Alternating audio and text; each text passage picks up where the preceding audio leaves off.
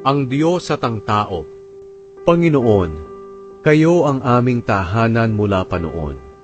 Bago niyo pa likhain ang mga bundok at ang mundo, kayo ay Diyos na, at kayo pa rin ang Diyos hanggang sa katapusan. Kayo ang nagpapasya kung kailan mamamatay ang isang tao. Ibinabalik niyo siya sa lupa dahil sa lupa siya nagmula. Ang 1,000 taon sa amin ay parang isang araw lang na lumipas sa inyo, o parang ilang oras lang sa gabi. Winawakasan niyo ang aming buhay na parang isang panaginip na biglang nawawala, o para ding damong tumutubo at lumalago sa umaga, ngunit kinahapunay natutuyo at nalalanta. Dahil sa inyong galit kami ay natutupo.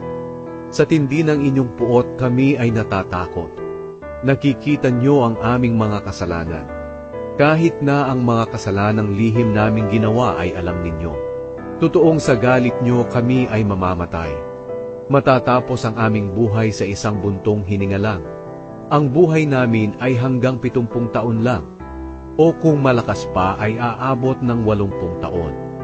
Ngunit kahit ang aming pinakamagandang mga taon ay puno ng paghihirap at kaguluhan.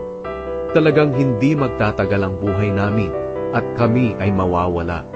Walang lubos na nakakaunawa ng inyong matinding galit.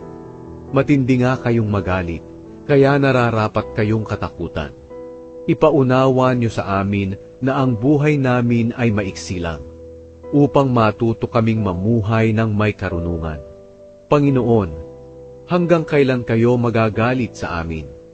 Dinggin niyo kami at kahabagan, kami na inyong mga lingkod. Tuwing umagay, ipadaman niyo sa amin ang inyong tapat na pag-ibig, upang umawit kami ng may kagalakan at maging masaya habang nabubuhay.